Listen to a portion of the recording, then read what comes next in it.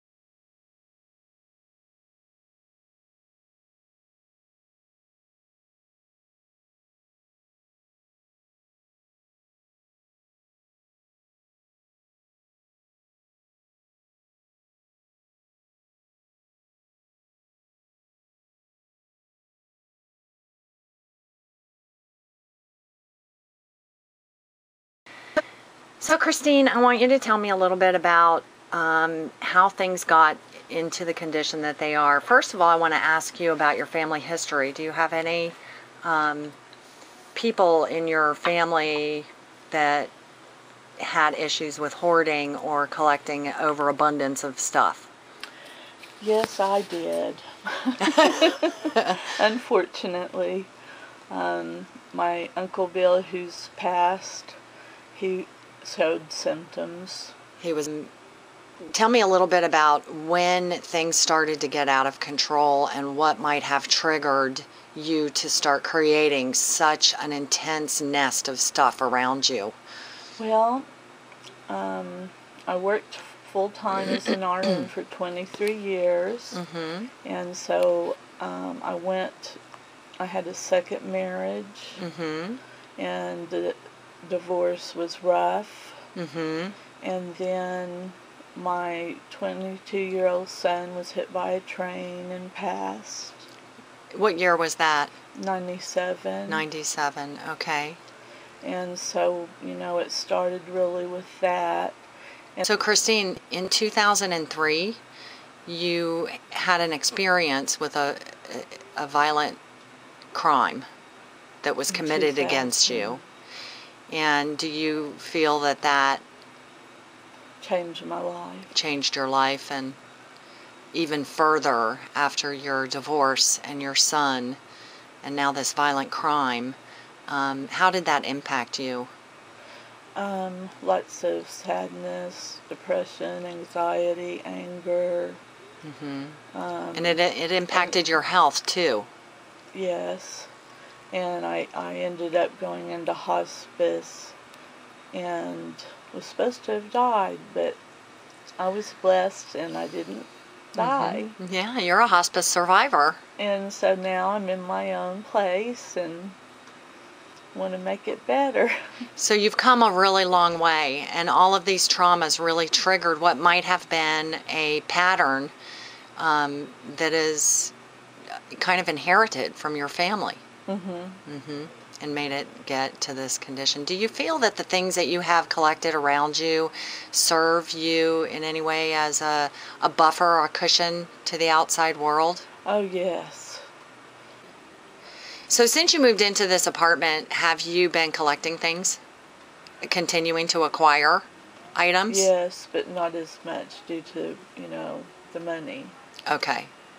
All right. It's yeah. like if I see a garage sale sign, Mm-hmm. it's like an addiction. I want Okay. to go there and look and see. And then if I get a good deal, hey, that is really a good deal. I'm taking that home. So we're going to go into this room, If and we can get in. if we can get in. I know that the door is a little difficult to get into.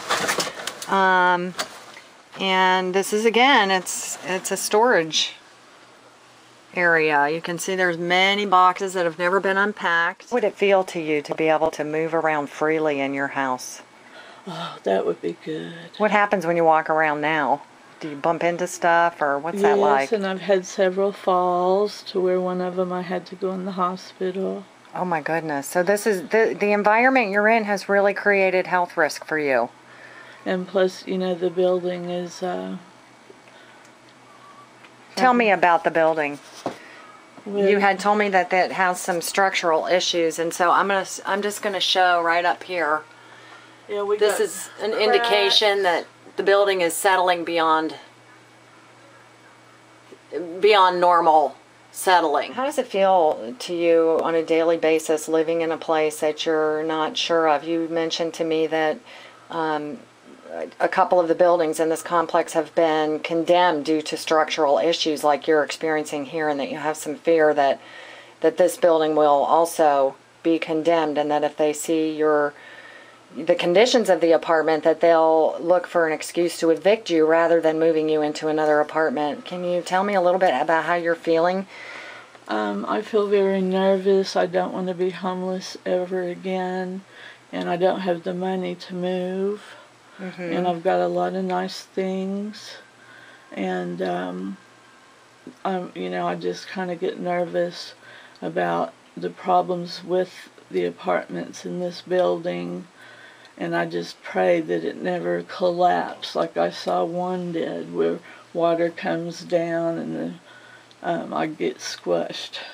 Yeah, that's...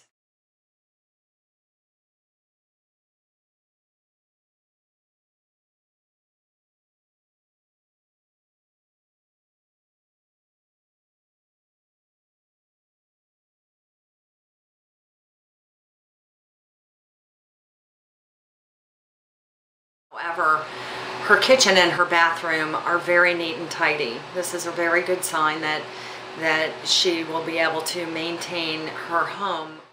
Christmas is coming, and I know that people are in a giving mood, and Christine is in need of help now. Thanks.